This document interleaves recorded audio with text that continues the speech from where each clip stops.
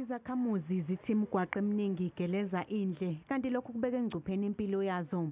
Le sewage le iwelela emgwaqeni la kuhamba khona i-community omakhelwane la njengamanje banenkinga yempukane nami ngingomunye owakhe around la kulesi sikole kunempukane kunezinyoka eziqhamuka khona lana. Isimo sibi kakhulu la, sibi kakhulu futhi mekushisaka ngoba lesitamkoko vele kunyuke yonke into, kunyuka amanzi ashisayo, kubile kunuke.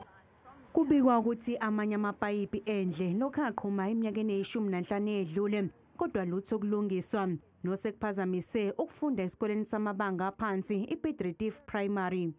Some parents are not eager anymore to bring their kids to the school because of this health hazard thing that is happening here at school.